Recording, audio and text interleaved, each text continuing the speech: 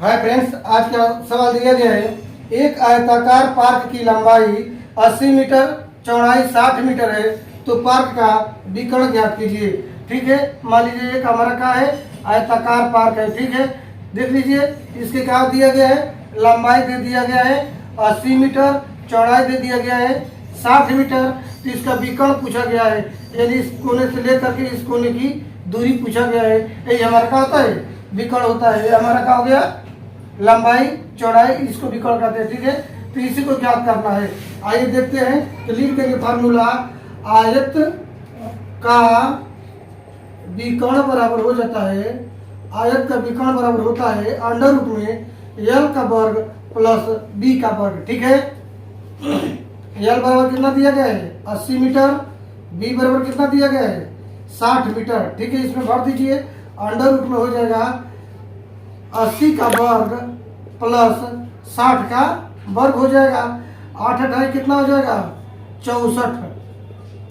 ठीक है, 6400 प्लस 60 का वर्ग कितना होगा 3600, यानी 80 का वर्ग हो जाएगा 6400 और 60 का वर्ग हो जाएगा 3600। दोनों का जब हम ऐड करेंगे तो कितना हो जाएगा 6400 और 3600 जोड़ेंगे तो हो जाएगा 10,000। कितना हो जाएगा 10,000 हो जाएगा। और 10,000 का जब वर्गमूल निकालेंगे तो हमारा आंसर हो जाएगा 100 मीटर। यही हमारा क्या हो जाएगा, आंसर हो जाएगा। यानी कि एक आयताकार पार्क की लंबाई 80 मीटर, चौड़ाई 60 मीटर है, तो पार्क का विकर्ण हो जाएगा 100 मीटर। यही हमारा क्या हो जाएगा, आंसर हो जाएगा। क्या किए हैं, एल बराबर दिया है 80 मीटर, बी बराबर दिया है 60 मीटर। ठीक है, अंडर रूट में एल का वर्ग प्लस बी का वर्ग। 80 का वर्ग किए हैं तो 6400 और बी का वर्ग यानी 60 का वर्ग किए हैं तो 3600। दोनों को जोड़ देंगे तो हो जाएगा 10,000 और 10,000 का जब वर्गमूल निकालेंगे तो हमारा आंसर हो जाएगा 100 मीटर। यानी कि हम यहाँ पर लिख सकते हैं 100 मीटर। यानी कि यहाँ से लेकर के यहाँ तक की दूरी कितनी हो जाएगी 100 मीटर हो जाएगी। यही आयत के विकर्ण का, यही आयत का विकर्ण हो जाएगा। अगला सवाल देखते हैं। अगला सवाल दिया गया है कि एक आयत की लंबाई 24 मीटर है, जो इसकी लंबाई कितना दिया गया है तो 24 मीटर दिया गया है।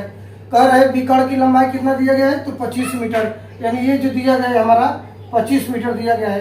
तो इसकी चौड़ाई यानी कि यह पूछा गया है। ठीक है, आइए देखते हैं। आयत की लंबाई एल बराबर कितना दिया गया है 24 मीटर, यहाँ पर 24, बी यानी कि पूछा गया है, और विकर्ण दे दिया गया है। कितना दे दिया गया है, विकर्ण, विकर्ण बराबर कितना दिया गया है तो 25 मीटर दिया गया है। ठीक है, हमको क्या ज्ञात करना है, बी ज्ञात करना है। तो आयत का विकर्ण बराबर क्या होता है, लिख देंगे आयत का विकर्ण बराबर हो जाता है अंडर रूट में एल का वर्ग प्लस बी का वर्ग हो गया।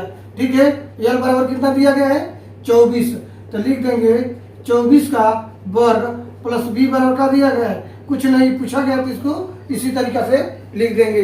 और विकर्ण बराबर कितना दिया गया है तो 25 दे दिया गया है। ठीक है, आइए देखते हैं आगे क्या होगा।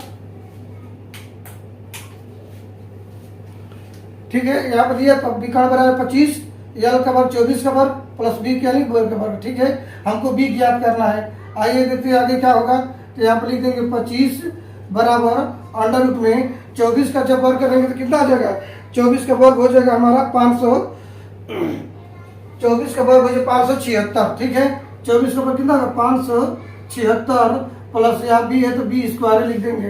अब हम क्या करेंगे, दोनों पक्षों का वर्ग कर देंगे, दोनों पक्षों का वर्ग करेंगे, दोनों पक्षों का वर्ग करने पर। ठीक है, तो दोनों पक्षों का वर्ग कर देंगे तो 25 का वर्ग करेंगे तो क्या हो जाएगा 625।